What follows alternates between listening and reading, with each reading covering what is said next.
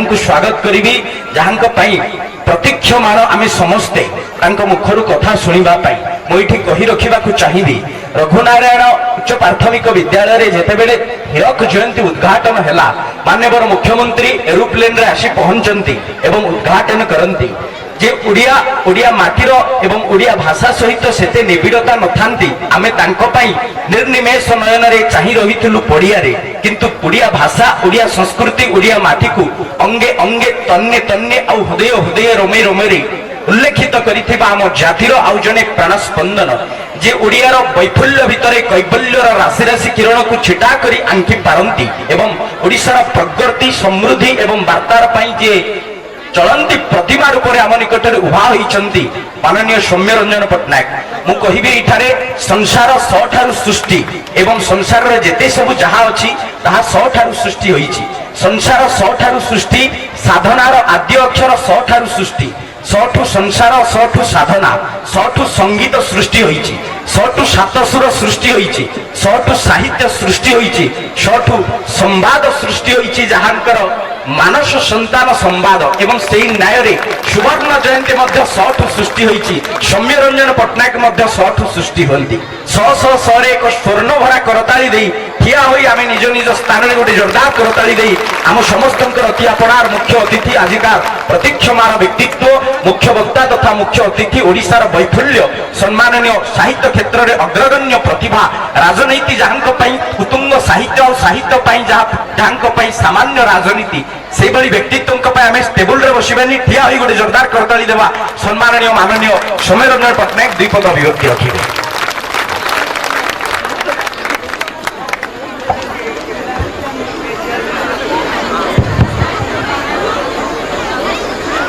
संयोजक गोटे कथा भूली गले सरू सागर मध्य सृष्टि निज ना है सागर मारखोड़ा नोडल उच्च प्राथमिक विद्यालय आज सुवर्ण जयंती उत्सव शेष रजनी एवं उद्यापनी उत्सव ये उत्सव सभापति बनमाली बाबू एवं आज जो दुई जनकर उपस्थिति एवं वक्तव्य अतिथि भाव आज उत्सव को प्रासंगिक कर सफल कर एक पक्षे पूर्वतन मंत्री विधायक आपण पदनाना अन्य पक्षे यही माटीर जोई एवं भद्रक स्वयं शासित महाविद्यालय पदार्थ विज्ञान अध्यापक एवं खेल प्रकाश करते विज्ञान सबकि देलापर किभली भाव आम गाँव आम पिला चोरी कर नहीं जाइए आम से प्रकार अनुभव आम ना तेरे पदार्थ विज्ञान अध्यापकों पाखे मुहर विज्ञान विरोधी उच्चारण शुणला बेले अड़ुआ लगुच तथापि आवेग को मुझे सम्मान जनाऊँगी एवं 50 अन्य उद्योक्ता मंडली जो मध्य अच्छा आपणकर गोपबंधु बाबू प्रहलाद बाबू नृसिंह बाबू एवं सूर्यमणि बैते बाबू एवं तापरे अच्छा कृष्णचंद्र पंडा महोदय एवं आमर जाऊँगी कमलाकांत कृष्णचंद्र पंडा महोदय पर अच्छा आमर कमलाकांत पंडा महोदय यही माने समस्ते मो विचार रे आज ए कार्यक्रम उद्योक्ता बंधु माने किए अध्यापक तो किए शिक्षक तो किए व्यवसाय करते राजनीति कर सब वर्गर प्रतिनिधि मान ये जो पुरातन छात्र संघ ये कार्यक्रमटी करी प्रथमे पुरातन छात्र संघ को अभिनंदन जनवाई चाहे जे विलंबन हेले सुवर्ण जयंती उत्सव कार्यक्रम को हाथ को नहीं 2013 मसीह जो पैसा आदाय कर बैंक में रखी हड़प करना 2016 मसीह हो पचे व्यवहार कर किंतु मो विचार ये कार्यक्रम दायित्व है सुवर्ण जयंती उत्सव दायित्व है पुरातन छात्र मान मो ईश्वर आशीर्वाद ଓଡ଼ିଶା ଭାରତ ଏବଂ ଭାରତ ବାହାରେ ମଧ୍ୟ ଶିକ୍ଷା ଲାଭ କରିବାର ସୁଯୋଗ ପାଇଛି। ମୁଁ ଯେତେ ଆଡ଼େ ବିଦେଶରେ ଦେଖିଛି ଯେତେ ସବୁ ବଡ଼ ବଡ଼ ଅନୁଷ୍ଠାନ ସେ ଅନୁଷ୍ଠାନ ଗୁଡ଼ିକ ତିଆରି ହେଇଛନ୍ତି ତାଙ୍କର ପୁରାତନ ଛାତ୍ରଛାତ୍ରୀମାନେ। ସଫଳ ଛାତ୍ରଛାତ୍ରୀମାନେ ତାଙ୍କର ନିଜ ଅନୁଷ୍ଠାନ ପାଇଁ ସମର୍ପିତ ମନୋଭାବ ନେଇ ଅନେକ କିଛି କାର୍ଯ୍ୟ କରନ୍ତି। ଆପଣ ଅକ୍ସଫୋର୍ଡ ବିଶ୍ୱବିଦ୍ୟାଳୟ କଥା କୁହନ୍ତୁ, ହାର୍ଭାର୍ଡ ବିଶ୍ୱବିଦ୍ୟାଳୟ କଥା କୁହନ୍ତୁ, ଯେତେ ଗୁଡ଼ିଏ ନାମକରା ବିଶ୍ୱବିଦ୍ୟାଳୟ ପୃଥିବୀରେ ଅଛନ୍ତି ସେ ବିଶ୍ୱବିଦ୍ୟାଳୟ ପଛରେ ପୁରାତନ ଛାତ୍ରମାନଙ୍କର ଅବଦାନ ଯଥେଷ୍ଟ ଅଧିକ ଅଛି। ତେଣୁ ଗୋଟିଏ ଅନୁଷ୍ଠାନର ପୁରାତନ ଛାତ୍ରଛାତ୍ରୀମାନେ ହେଲେ ସବୁଠାରୁ ଶ୍ରେଷ୍ଠ ସମ୍ପଦ।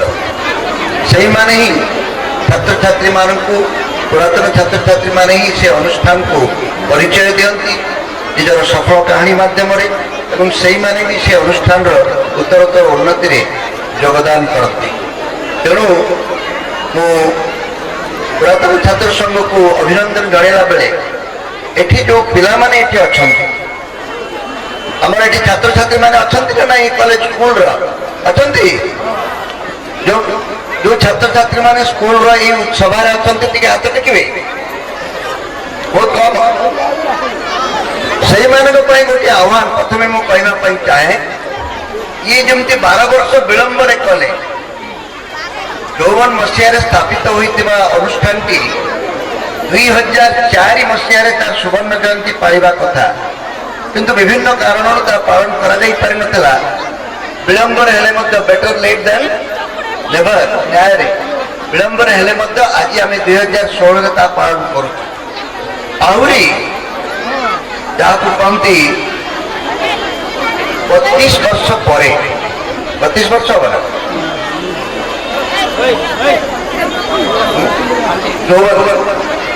ଯୌବନ ହେବା ବେଳକୁ ଆହୁରି ହବ 38 ବର୍ଷ ପରେ ଶତବାର୍ଷିକୀ ଉତ୍ସବ ପାଳନ କରିବାର ସୁଯୋଗ ଆସିବ। ତାର ଦାୟିତ୍ୱ ବନମାଳୀ ବାବୁ ନେବେ ନାହିଁ। ମୁଁ ଆଶା କରୁଛି ବନମାଳୀ ବାବୁ 38 ବର୍ଷ ଆହୁରି ଜୀବିତ ରହି ସେ ସୁଯୋଗକୁ ଦେଖନ୍ତୁ। କିନ୍ତୁ ଯେଉଁ ଛାତ୍ରଛାତ୍ରୀମାନେ ବସି ଆଜି ଏ ଉତ୍ସବକୁ ଦେଖୁଛନ୍ତି, ଏଥିରେ ଭାଗ ନେଉଛନ୍ତି, ସେମାନେ ପ୍ରଥମେ ଆଜି ଏଠି ସଂକଳ୍ପ ନେବା ଦରକାର ଯେ ଆମ ସ୍କୁଲକୁ ଯେତେବେଳେ 100 ବର୍ଷ ହବ ଆମେ ବନମାଳୀ ବାବୁଙ୍କଠୁ, ପ୍ରହ୍ଲାଦ ବାବୁଙ୍କଠୁ ଏବଂ ସୂର୍ଯ୍ୟମଣି ବାବୁଙ୍କ ଠାରୁ ଆହୁରି ବଡ଼ ଉତ୍ସବ, ଆହୁରି ବଡ଼ ମଞ୍ଚ, ଆହୁରି ବଡ଼ ଉତ୍ସବ ଆମେ କରିବା ପାଇଁ ସଂକଳ୍ପ ନେଉ। ତାହେଲେ ଜାଣିବା ଯେ ଏଇଭଳି ଏକ ବିରାଟ କାର୍ଯ୍ୟକ୍ରମ ଯାହା ଆଜି ହେଇଛି ସେଥିରେ ଆମମାନେ ସଫଳ ହେବେ। ବନ୍ଧୁଗଣ, ଲମ୍ବା ଭାଷଣ ଦେବାର ଆବଶ୍ୟକତା ନାହିଁ।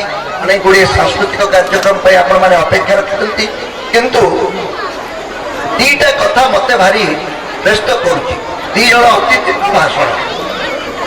ପଦୁନନା ତାଙ୍କର ସ୍ୱାଭାବିକ ଭାବରେ ସେଇ ଗାଁର ଏଇ ମାଟିର ପିଲା ଏ ଅଞ୍ଚଳ ପାଇଁ ଯାହା କରିଛନ୍ତି ତାହା କହିଲେ।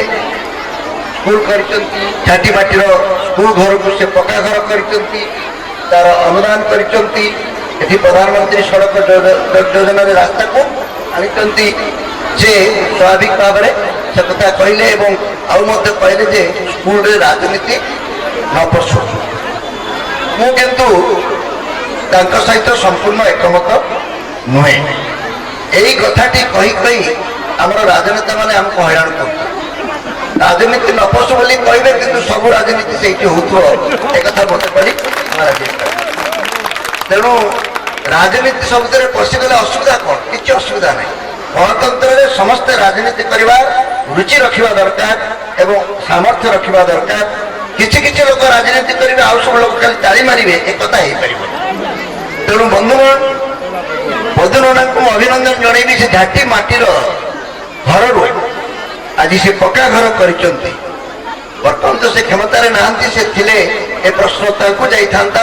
ବର୍ତ୍ତମାନ ପାଣିଗ୍ରାହୀ ବାବୁଙ୍କ ପାଖକୁ ଏ ପ୍ରଶ୍ନ ଯିବ ପରବର୍ତ୍ତୀ ସମୟରେ ଯେ ସେ ଝାଟି ମାଟିର ଘର ସିନା ପକ୍କା ହେଲା, କିନ୍ତୁ ତୁମ ପାଠଟା କିନ୍ତୁ କଚା ହେଇଯାଇଛି। ପକ୍କା ଘରର ମୂଲ୍ୟ କ'ଣ ଯଦି ସେ ପକ୍କା ଘରେ ପାଠ କଚା ହେଇଯିବ? ବରଂ ଆମର ସେ କଚା ଘରଟି ଭଲ ଥିଲା, ଯୋଉଥିରେ ପାଠ ପକ୍କା ଥିଲା। ଏକଥା ମୁଁ କହୁନି। ଛାତ୍ରମାନଙ୍କୁ, ଶିକ୍ଷକମାନଙ୍କୁ, ଅନ୍ୟମାନଙ୍କୁ ମୁଁ ନିବେଦନ କରିବା ପାଇଁ ଚାହେଁ, ପ୍ରତିବର୍ଷ ଗୋଟିଏ ଶିକ୍ଷାର ମୂଲ୍ୟାୟନ କରିବା ପାଇଁ ଗୋଟିଏ ରିପୋର୍ଟ ବାହାରୁଛି। ସେଇ ରିପୋର୍ଟର ନାଁ ହେଲା ଅସର ରିପୋର୍ଟ। ସେଇ ରିପୋର୍ଟ କହୁଛି যে ওড়িশার যে ছোট ছোট স্কুল গুড়িক অছি, গ্রামাঞ্চলর স্কুল গুড়িক অছি বা সরকারি স্কুল গুড়িক অছি, সেই স্কুলর ছাত্রছাত্রী মানଙ୍କର দক্ষতা কমি কমি যাଉଛି। କ'ଣ ହେଉଛି ନା ଅଷ୍ଟମ ଶ୍ରେଣୀର ଛାତ୍ର ବର୍ତ୍ତମାନ ପଞ୍ଚମ ଶ୍ରେଣୀର ପାଠକୁ ବି ଆୟତ୍ତ କରିପାରୁନାହିଁ। ଏଇଟା ବଡ଼ ଅତ୍ୟନ୍ତ ଆମର ଯେ ମୁଖ୍ୟ ବକ୍ତା ଏ ବିଷୟରେ ମଧ୍ୟ ଟିକେ ଚିନ୍ତା ପରବର୍ତ୍ତୀ ସମୟରେ କରିବେ। ଆମେ ଅଷ୍ଟମ ଶ୍ରେଣୀ ପାଠ ପଢ଼ିଲୁଣି କିନ୍ତୁ ପଞ୍ଚମ ଶ୍ରେଣୀର ପାଠ ଆମକୁ ଆଉ ଆସୁନାହିଁ। ଆମର ଏଇ ପିଲାମାନେ ଅଷ୍ଟମ ଶ୍ରେଣୀରୁ କେବେ ଫେଲ୍ ହେବେ ନାହିଁ, କାରଣ ଫେଲ୍ଟାକୁ ଆମେ ଉଠେଇ ଦେବାକୁ ଚାହୁଁଛୁ। କାଳେ ଫେଲ୍ ହେଇଗଲେ ପିଲାମାନେ ସେ ଆଉ ସ୍କୁଲକୁ ଆସିବେ ନାହିଁ, ସ୍କୁଲକୁ ନ ଆସିଲେ ବଡ଼ ଅସୁବିଧା ହେଇଯିବ, ସ୍କୁଲକୁ ନ ଆସିଲେ ଅଣ୍ଡା ହିସାବ ଗଣ୍ଡଗୋଳ ହେଇଯିବ।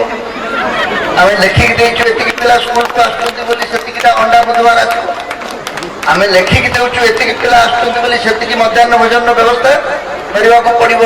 ବର୍ତ୍ତମାନ ଆମର ମୁଣ୍ଡ ପାପ ହେଇଯାଇଛି ମଧ୍ୟାହ୍ନ ଭୋଜନ କେମିତି ଭଲରେ ହେବ।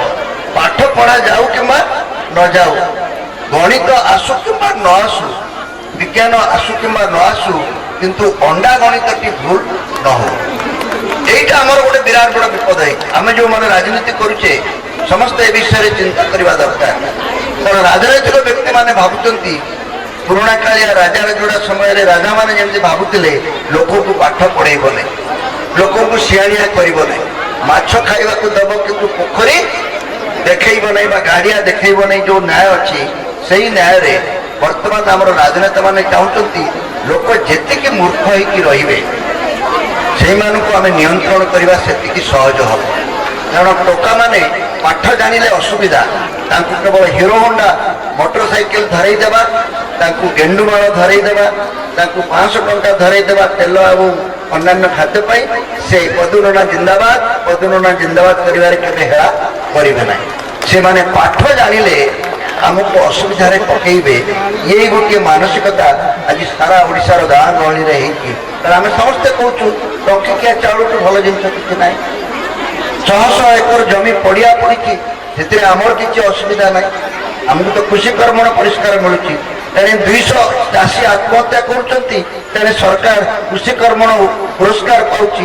କେହି ଶିକ୍ଷକ କେହି ବୈଜ୍ଞାନିକ କମଳାକାନ୍ତ ବାବୁ ଏ ପ୍ରଶ୍ନର ଉତ୍ତର ଖୋଜିବା ଦରକାର। ପଦାର୍ଥ ବିଜ୍ଞାନ ବହୁ ପଛକୁ ପଳେଇଗଲାଣି, କି ପ୍ରକାର ଇଏ ପ୍ରକାର ଗୋଟିଏ ସମସ୍ୟା ଆସିଲାଣି ବନ୍ଧୁଗଣ। ତେଣୁ ପଦୁନନା ଯେଉଁ କଥା କହୁଥିଲେ, ଆମ ପିଲାମାନେ ଆମ ଗାଁ ଗହଳିର ପିଲାମାନେ ଯଦି ଏଭଳି ପାଠ ନ ପଢ଼ିବେ, ମୁଁ ଅତ୍ୟନ୍ତ ଆନନ୍ଦିତ ହେଲି ଶୁଣିଲି। ପତ୍ର କହିଲି ଆଜ୍ଞା ପଦୁନନାଙ୍କର ମଝିଆ ପୁଅଟା ପଢ଼ୁଥିଲା ଆମ ନୋଡାଲ ମାର୍କଣା ନୋଡାଲ ସ୍କୁଲ। କେତେ ଜଣ ଆଉ ଏଇଭଳି ଲୋକ ବାହାରିବେ ଯେଉଁମାନଙ୍କ ପୁଅମାନେ ତାଙ୍କ ଗାଁ ସ୍କୁଲରେ ପଢ଼ୁଛନ୍ତି? ମୁଁ ଦୃଢ଼ ଭାବରେ କହିବା ପାଇଁ ଚାହେଁ, ଆଜି ଯଦି ଶିକ୍ଷା ବ୍ୟବସ୍ଥାରେ ଆମର କିଛି ଅବନତି ଘଟିଛି, ତାର ଏକମାତ୍ର କାରଣ ହେଲା ଆଜି ଆମ ଓଡ଼ିଶାକୁ ଯେଉଁମାନେ ନିୟନ୍ତ୍ରଣ କରୁଛନ୍ତି, ଯେଉଁମାନେ ଭୁବନେଶ୍ୱରରେ ରହୁଛନ୍ତି, ଯେଉଁମାନେ ସହରମାନଙ୍କରେ ରହୁଛନ୍ତି, ସେମାନେ ତାଙ୍କ ପିଲାମାନଙ୍କୁ ଏଇ ସ୍କୁଲକୁ ପଠାଉ ନାହାନ୍ତି। ଭୁବନେଶ୍ୱରର ଅତି ଗରିବ ଲୋକଟିଏ ମଧ୍ୟ ଯିଏ ରିକ୍ସା ଚଳେଇ ବା ଅଟୋ ଚଲେଇ ପେଟ ପୋଷେ, ସେ ମଧ୍ୟ ବର୍ତ୍ତମାନ ସ୍ୱପ୍ନ ଦେଖିଲାଣି ମୋର ପଛେ ଆଉ କିଛି ହଉ ନ ହଉ ମୋ ପୁଅଟାକୁ ମୁଁ ଟିକେ DAVରେ ପଢ଼େଇବି, ମୋ ପୁଅକୁ ମୁଁ ଗୋଟେ ଇଂଲିଶ ମିଡ଼ିୟମ ସ୍କୁଲରେ ପଢ଼େଇବି, ମୋ ପୁଅକୁ ମୁଁ ପ୍ରାଇଭେଟ ସ୍କୁଲରେ ପଢ଼େଇବି। ତେଣୁ ଆଜି ଆମେ ଯେଉଁମାନେ 50 ବର୍ଷ ପାଳନ କରୁଛେ, ସେଇ ଶିକ୍ଷକମାନଙ୍କ ପାଇଁ ଗୋଟିଏ ବଡ଼ ଆହ୍ୱାନ ଯେ ଏଇ ସ୍କୁଲ ମୁଁ ପଢ଼ିଥିଲି, ମୁଁ ଯେଉଁ ସ୍କୁଲରେ ପଢ଼ିଥିଲି ୟାଠୁ ମଧ୍ୟ ଆହୁରି ଛୋଟିଆ ସ୍କୁଲ। ବର୍ଷା ହଉ ବୋଲି ଆମେ ସଦାବେଳେ ନଖ ଘଷୁଥିଲୁ, କାହିଁକି ବର୍ଷା ହେଲେ ଆମ ଛାତରେ କଣା ଥିଲା ଯେ ରେନି ଡେ ହେଇକି ଛୁଟି ହେଇଯିବ, ତାଠାରୁ ବଡ଼ ଆନନ୍ଦ କିଛି ନଥାଏ।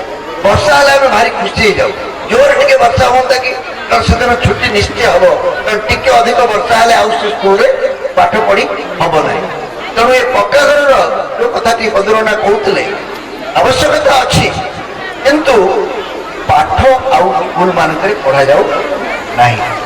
ତେଣୁ ଆଜିର ସୁବର୍ଣ୍ଣ ଜୟନ୍ତୀ ଉତ୍ସବରେ ଶିକ୍ଷକମାନଙ୍କୁ ମୋର ଗୋଟିଏ ନିବେଦନ ଯେ ଆମ ପିଲାମାନେ ଯଦି ପାଠ ନ ପଢ଼ିବେ କ୍ଷତି ହେବ କାହାର? ଆମେ ଯେଉଁମାନେ ବର୍ତ୍ତମାନ ଶିକ୍ଷକମାନଙ୍କୁ ତ ମୁଁ ଏଇ ଗତ ମାସ ଭିତରେ ମୁଁ ଦେଖୁଥିଲି, ଗୋଟେ ହିସାବ କରୁଥିଲି, ମାସେ ଭିତରେ ପ୍ରାୟ 18 ଦିନ ଶିକ୍ଷକମାନେ ମାଷ୍ଟର କ୍ୟାଣ୍ଟିନ୍ ଛକରେ ଅଛନ୍ତି।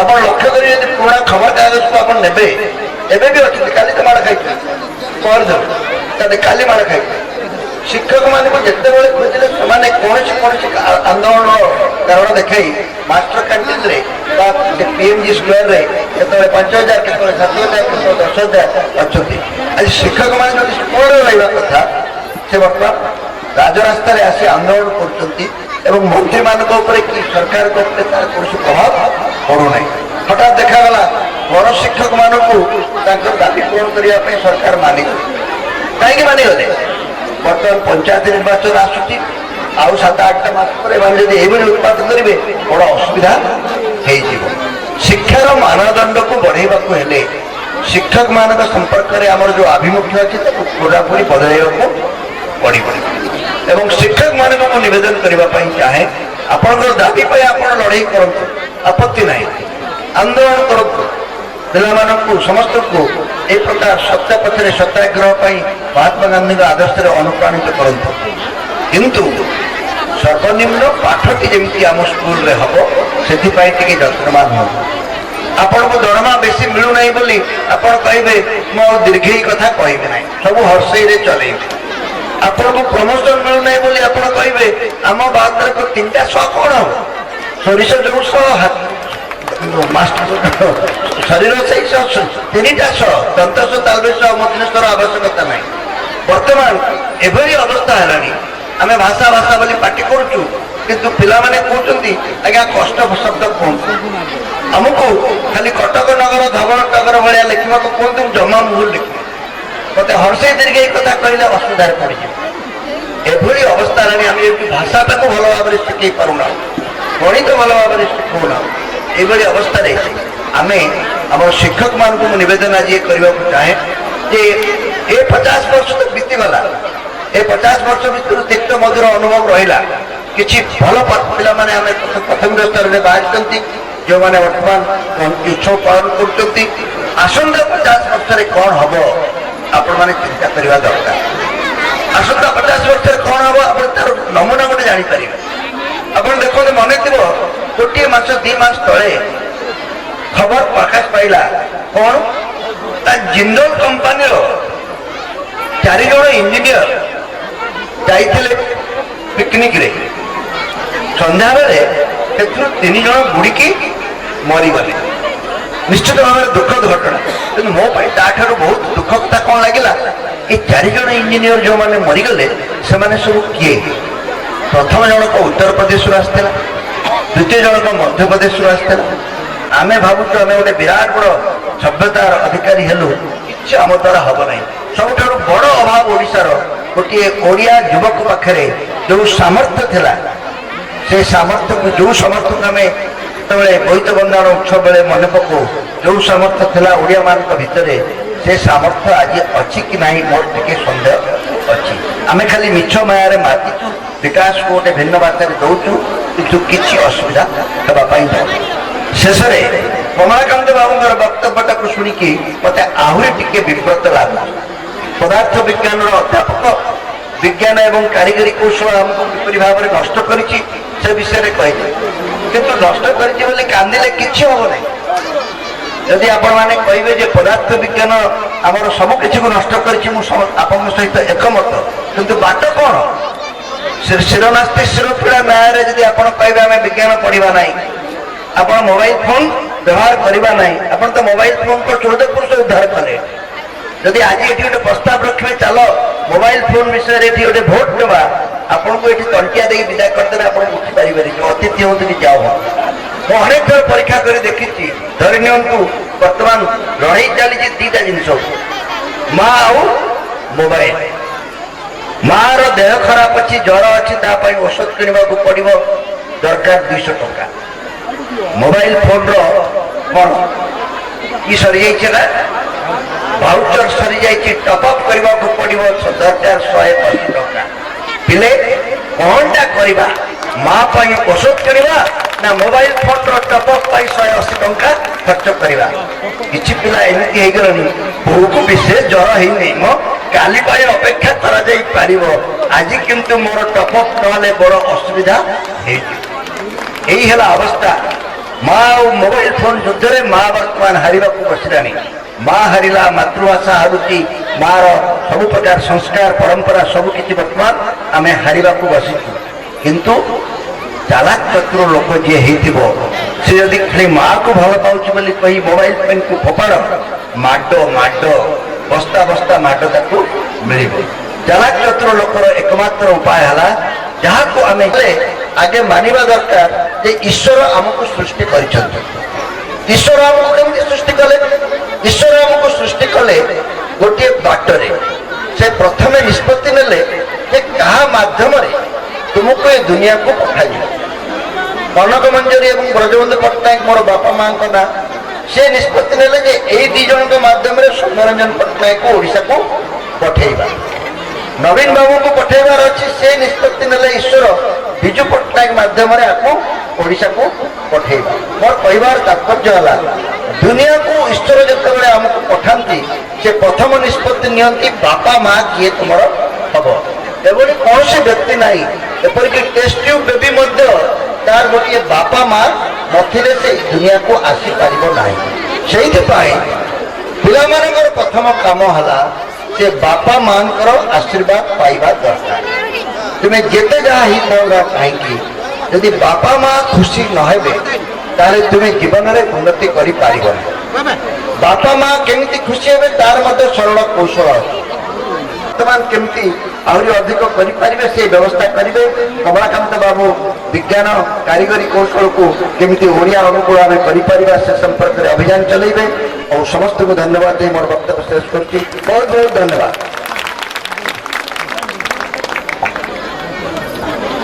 ଉଚ୍ଚ ହେବା ପାଇଁ କର ଯେବେ ଆଶା, ଉଚ୍ଚ କର ଆଗେ ନିଜ ମାତୃଭାଷା। ମାତୃଭାଷାରେ ମମତା ଜାହୃଦେ ଜନମୀ ନାହିଁ, ତାଙ୍କୁ ଯଦି ଜ୍ଞାନୀ ଗଣରେ ଗଣିବା ଅଜ୍ଞାନୀ ରହିବେ କାହିଁ।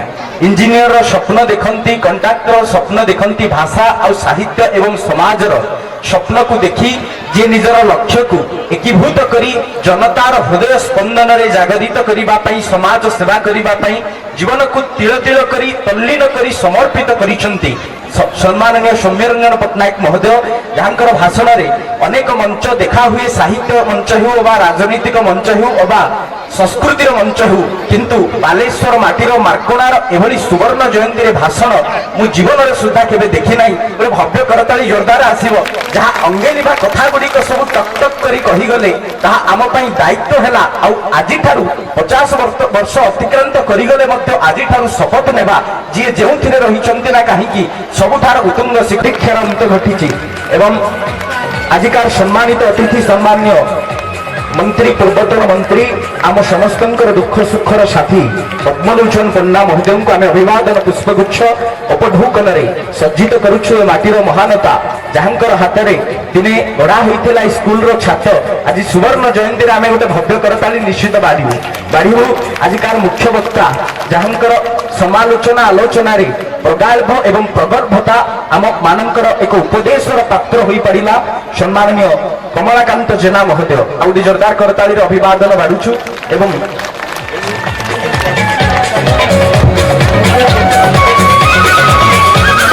ପ୍ରଗଳ୍ଭତା ବୃତ୍ତିରେ ଶିକ୍ଷକ ହୋଇଥିଲେ ମଧ୍ୟ ଯିଏ ସୁବର୍ଣ୍ଣ ଜୟନ୍ତୀର ପ୍ରତିଟି ଚେତନାରେ ଉଦ୍ବୁଦ୍ଧ ହୁଅନ୍ତି ଅବା ହେଉ ମାଟି ପ୍ରତି କରତାଳି ଦେଉଛୁ ଆମେ। ମାଟି ପାଇଁ ଜୋରଦାର କରତାଳି ଦେଇ ଅନେକ ଅନେକ ଧନ୍ୟବାଦ ଅର୍ପଣ କରିବା ପାଇଁ ନିବେଦନ କରିବୁ। ଆଜିକାର ଶେଷ ମୁହୂର୍ତ୍ତରେ ସମ୍ମାନନୀୟ ସୂର୍ଯ୍ୟମଣି ବୋଇତଙ୍କୁ ଆମେ ସ୍ୱାଗତ କରିବୁ। ସଂକ୍ଷେପରେ ସମ୍ମାନିତ ତଥା ଅତିଥିମାନଙ୍କୁ ବିଦାୟ ଦେବାକୁ ହେବ। ଯେଉଁ ଦୀର୍ଘ ସମୟ ଧରି ଆପଣମାନେ ଶୁଣିଛନ୍ତି ଶ୍ରୋତାମାନଙ୍କୁ ସର୍ବପ୍ରଥମେ ମୁଁ ଏଇ ଶ୍ରୋତୃମଣ୍ଡଳୀରେ ଥିବା ଶ୍ରୋତାମାନଙ୍କୁ ଧନ୍ୟବାଦ ଦେବି ଯେ ଧୈର୍ଯ୍ୟର ସହିତ ଆମ ମଞ୍ଚର ସମସ୍ତ ଅତିଥିମାନଙ୍କୁ ଏପର୍ଯ୍ୟନ୍ତ ଶୁଣିଛନ୍ତି ସମସ୍ତ ସାଂସ୍କୃତିକ କାର୍ଯ୍ୟକ୍ରମକୁ ଅପେକ୍ଷା କରି ମଧ୍ୟ। ତେଣୁ ମୁଁ ବିପୁଳ ସଂଖ୍ୟାରେ କରତାଳି ଦେଇ ଚାହିଁବି ଯେ ବିପୁଳ ସଂଖ୍ୟାରେ କରତାଳି ଦେବେ ଯେ ଆଜି ଆମ ମଞ୍ଚର ଯେଉଁ ଅତିଥିମାନେ ଅଛନ୍ତି ସେମାନେ ଆମଠାରୁ ବିଦାୟ ନେବେ। ଏ ମାଟିର ସମ୍ପତ୍ତି, ଏ ମାଟିର ବରପୁତ୍ର, ଏ ରାଜ୍ୟର ସମ୍ପତ୍ତି। ଆଜି ଆମର ମୁଖ୍ୟ ଅତିଥି ଶ୍ରୀଯୁକ୍ତ ସୌମ୍ୟରଞ୍ଜନ ପଟ୍ଟନାୟକ ମହୋଦୟଙ୍କୁ ସର୍ବପ୍ରଥମେ ମୁଁ ଧନ୍ୟବାଦ ଦେବି ଯେ ଦୀର୍ଘ ସମୟ ଧରି ଆମର ଏ ଗାଁ ମାଟିର ଏ ଗାଁ ମଞ୍ଚରେ ଉପସ୍ଥିତ ରହି ଆମକୁ ଅନେକ କଥା କହିଲେ। ସେଥିପାଇଁ ମୁଁ ତାଙ୍କୁ ଧନ୍ୟବାଦ ଦେଉଛି, କୃତଜ୍ଞତା ମଧ୍ୟ ଜଣାଉଛି। ଏ ମାଟିର ବଡ ପୁତ୍ର ପଦ୍ମଲୋଚନ ପଣ୍ଡା ପଦୁନନା ଭାବରେ ଯିଏ ସମଗ୍ର ଏ ଅଞ୍ଚଳରେ ପରିଚିତ, ଯିଏ କର୍ମବୀର ଭାବରେ ମଧ୍ୟ ପରିଚିତ, ସେଇ ପଦୁନନା ମଧ୍ୟ ଆଜି ଏ ମଞ୍ଚରେ ଉପସ୍ଥିତ ଅଛନ୍ତି ସମ୍ମାନିତ ଅତିଥି ଭାବରେ। ତାଙ୍କୁ ମଧ୍ୟ ମୁଁ ଧନ୍ୟବାଦ ଦେବି ଯେ ଆଜି ଯାହାକୁ ଆମେ ଶୁଣିବା ପାଇଁ ଅପେକ୍ଷା କରିଥିଲୁ ନୃସିଂହ ମିଶ୍ରଙ୍କର ପରାମର୍ଶ କ୍ରମେ ଯେ ପ୍ରାଧ୍ୟାପକ କମଳାକାନ୍ତ ଜେନା ଭଦ୍ରକ ସ୍ୱୟଂ ଶାସିତ ମହାବିଦ୍ୟାଳୟରୁ ଆସିବେ ଏବଂ ପଦାର୍ଥ ବିଜ୍ଞାନ ସମ୍ପର୍କରେ ଅନେକ କଥା କହିବେ। ଜଣେ ସ୍ତମ୍ଭକାର ଭାବରେ, ଜଣେ ପ୍ରାବନ୍ଧିକ ଭାବରେ ସମଗ୍ର ଓଡ଼ିଶାର ପରିଚିତ ହୋଇଥିବା ଡକ୍ଟର କମଳାକାନ୍ତ ଜେନା ମହୋଦୟ ମଧ୍ୟ ଆଜି ଆସିଛନ୍ତି। ତାଙ୍କର ସାରଗର୍ଭକ ବକ୍ତୃତାରେ ଆମକୁ ମନ୍ତ୍ରମୁଗ୍ଧ କରିଛନ୍ତି, ତାଙ୍କୁ ମଧ୍ୟ ଧନ୍ୟବାଦ ଦେବି। ମୁଁ ଧନ୍ୟବାଦ ଦେବି ଆମ ଗ୍ରାମବାସୀ ମାନଙ୍କୁ ଯେଉଁମାନେ ଅତି ଶାନ୍ତିକାମୀ ମଣିଷ, ସେମାନେ ସହଯୋଗ କରିଛନ୍ତି। ଏମିତି ଏକ ବନ୍ୟାର ଉତ୍ସବର ଆୟୋଜନ ହେଇଛି, ସେମାନଙ୍କୁ ମଧ୍ୟ ଧନ୍ୟବାଦ ଦେବି। ଧନ୍ୟବାଦ ଦେବି ବିଭିନ୍ନ ଅଞ୍ଚଳରୁ ଆସିଥିବା ଦର୍ଶକ ଶ୍ରୋତାମାନେ ଯେଉଁମାନେ ଧୈର୍ଯ୍ୟର ସହିତ ଶୁଣିଛନ୍ତି ମଞ୍ଚକୁ, ସେମାନଙ୍କୁ ଧନ୍ୟବାଦ ଦେବି।